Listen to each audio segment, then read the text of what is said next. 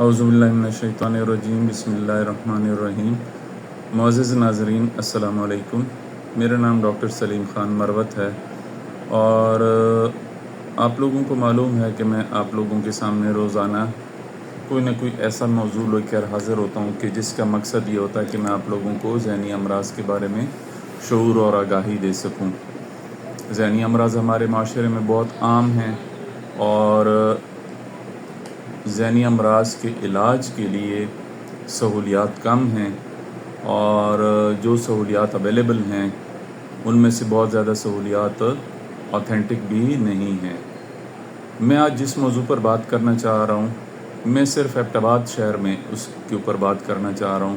پورے پاکستان کے لیول پر اس مسئلے کی جو نوعیت ہے وہ شاید ایبٹ آباد سے بھی زیادہ بگڑی ہوئی ہوگی۔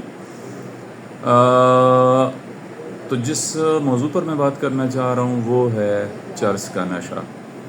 ہمارے ایبٹ آباد میں بدقسمتی سے، میں علاقوں کے نام نہیں لوں گا، وہ پھر سیاسی باتوں میں بات بدل جاتی ہے یا سماجی باتوں میں بات بدل جاتی ہے، لیکن ایبٹ آباد کے باسیوں کو یہ بات بہت اچھی طرح معلوم ہے کہ ایبٹ آباد کے کن کن علاقوں میں چرس کھلے عام بکتی ہے، اور وہاں کے بچے اور نوجوان اور ہر عمر کے لوگ چرس بالکل کھلے عام پیتے ہیں، اور اس کی وجہ سے ان کے اندر ذہنی امراض بہت زیادہ کامن پائے جاتے ہیں۔ روزانہ کی بنیاد پر میں ایسے مریض دیکھتا ہوں کہ وہ گھر والے ان کو لے کر آتے ہیں اور یہ بتاتے ہیں کہ ڈاکٹر صاحب یہ بہت زیادہ غصہ کرتا ہے، نیند نہیں آتی، کام کوئی نہیں کرتا، گالم گلوچ کرتا ہے، یا پھر دوسری سائیڈ پہ تبلیغ کرتا ہے، باتیں بہت زیادہ کرتا ہے، گانے گاتا ہے، ناچتا ہے، اونچی آواز میں گانے سنتا ہے، لوگوں کو غصہ کرتا ہے، لڑائی جھگڑے کرتا ہے۔ پھر نیکسٹ سوال پوچھنے پر پتہ چلتا ہے کہ جی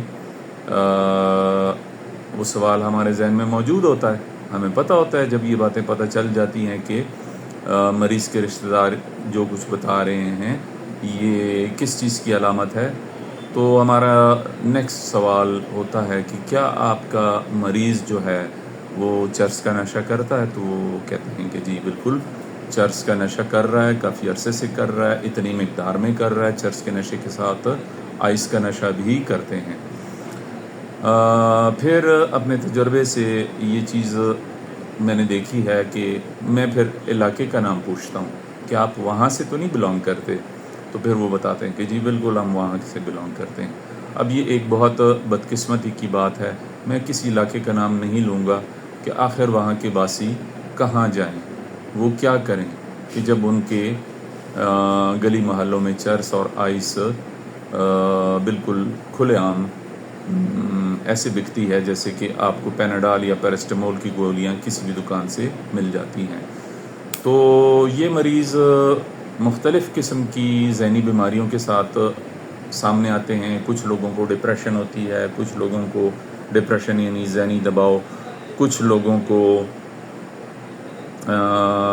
انگزائٹی کی علامات ہوتی ہیں، یعنی سٹریس لیتے ہیں، وہ پریشان ہوتے ہیں، تنگ ہوتے ہیں، اور کچھ لوگوں میں یہ باقاعدہ پاگل پن یعنی سائیکوسس کی علامات کے ساتھ ظاہر ہوتی ہے۔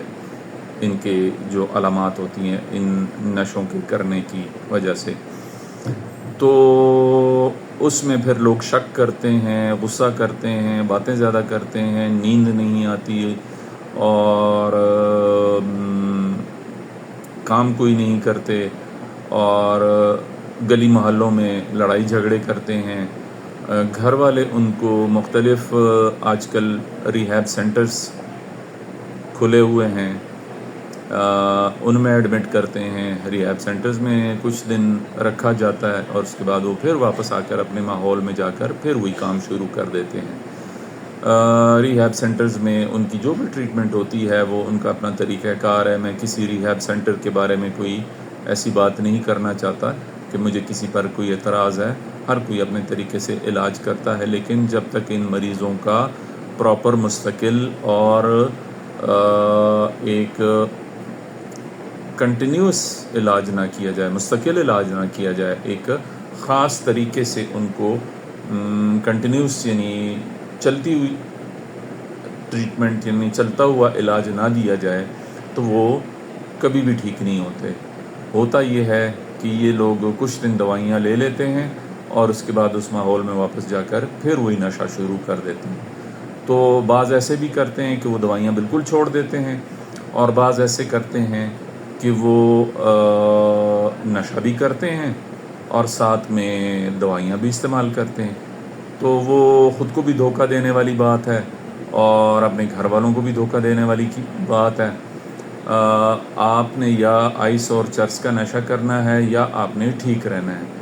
آپ نے یا ذہنی ادویات لینی ہے یا آپ نے آئس اور چرس کا نشہ کرنا ہے، دونوں ایک ساتھ نہیں چل سکتی۔ تو یہ مریض میں روزانہ دیکھتا ہوں اور گھر والوں کو بہت تکلیف میں دیکھتا ہوں، بہت زیادہ ان کے پیسے خرچ ہو جاتے ہیں، ان کے مالی حالات خراب ہو جاتے ہیں۔ آج بھی میں ایک ایسے مریض کو دیکھ چکا ہوں جو کہ اس گھن چکر میں مبتلا ہے اور اس کے گھر والے انتہائی پریشان ہیں۔ تو چرس اور آئس کا نشہ اس وقت ایبٹ آباد میں ایک وبا کی شکل اختیار کر گیا ہے۔ میں کسی سیاسی کسی ایسی بات پر بات نہیں کرنا چاہتا کہ جس کا کہیں کسی ادارے سے یا کسی آرگنائزیشن سے کوئی تعلق ہو۔ میں بحیثیت ڈاکٹر یہ بات کرنا چاہ رہا ہوں کہ ہمارا یہ خوبصورت شہر اس نشے کی لت کی وجہ سے، آئس اور چرس کی وجہ سے تباہی کے دہانے پر کھڑا ہے۔ ہمارے نوجوان بچے اور ایسے لوگ جو کہ اس معاشرے کی ریڑھ کی ہڈی ہیں، جو اپنے گھروں کو سنبھالنے والے لوگ ہیں، جو ماں باپ کے خوابوں کو پورا کرنے والے لوگ ہیں، وہ یہ نشوں میں ان دو نشوں میں مبتلا ہو کر اپنے گھر والوں کے لیے بھی عذاب بن جاتے ہیں اور اپنے لیے بھی عذاب بن جاتے ہیں۔ تو میں مختصراً آج یہ بات کرنا چاہتا ہوں کہ ہمارے ایبٹ آباد شہر کے جو انفلوئنشل لوگ ہیں، جو ایسے لوگ ہیں، جو سیاسی لوگ ہیں، جو سماجی لوگ ہیں، ان کو اس بات پر توجہ دینی چاہیے کہ ہماری نئی نسل کیوں تباہ ہو رہی ہے اور اس تباہی کو کس طرح روکنا چاہیے۔ میں تو بحیثیت ڈاکٹر اس کو علاج دے دوں گا، کچھ دن وہ علاج کر لے گا اور اس کے بعد وہ اس ماحول میں واپس جا کر پھر وہی کام شروع کر دے گا۔ تو اسے کہتے ہیں کہ ویسٹیج آف ریسورسز، کہ آپ پیسے بھی ضائع کر رہے ہیں، وقت بھی ضائع کر رہے ہیں اور فائدہ بھی کچھ نہیں حاصل ہوتا۔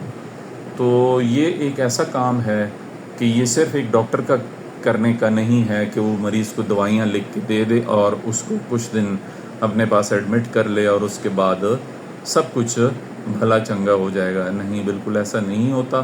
اس کے لیے ہمیں معاشرے میں مل کے کام کرنا پڑے گا۔ ڈاکٹر اپنی ڈیوٹی کر کے، ٹریٹمنٹ پہ ڈال کے، علاج کر کے جب اس مریض کو واپس معاشرے میں بھیجتا ہے تو اس کو اس معاشرے میں، اس محلے میں، اس گلی میں جانے کے لیے، واپس جانے کے لیے یہ سیفٹی ہونی چاہیے کہ وہ ان نشوں اور تماشوں کا دوبارہ شکار نہ ہو۔ کل بھی میں نے ایک ایسے مریض کو دیکھا ہے، ایک 16 سال کا بچہ تھا اور اس کے والد صاحب سفید داڑھی کے ساتھ بارش آدمی آئے اور اپنے بچے کی کہانی مجھے سنا رہے تھے، اور یہ کہانیاں سن سن کر خدا گواہ ہے کہ انسان کا دل بے چین اور مضطرب ہو جاتا ہے۔ میں اپنی بات کروں گا کہ میں یہ سب کچھ دیکھ کے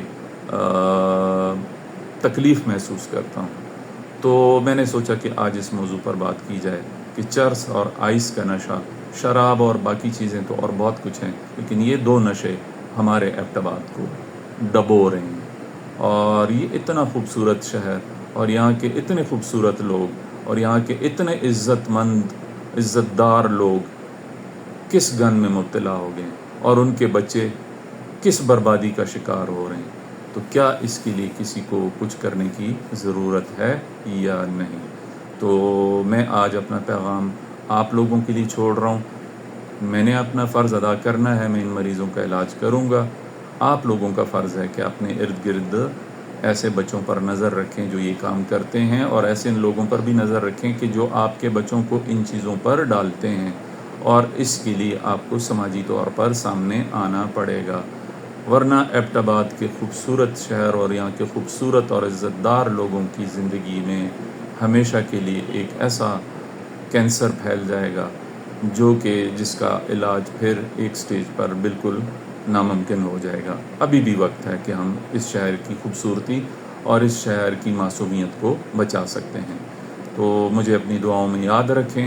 میرا کام ہے آپ لوگوں تک بھلائی کا پیغام پہنچانا، اور اس کے صلے میں آپ سے دعا کی درخواست کرتا ہوں، اور آپ لوگوں کی میں یہ مدد کرنا چاہتا ہوں کہ آپ کے بچوں کو اس خطرے اور اس مصیبت سے دور رکھنے کے لیے آپ کو آگاہی اور شعور دوں۔ آپ کا بہت شکریہ۔ کل میں کسی اور موضوع کے ساتھ حاضر ہوں گا۔ اللہ حافظ۔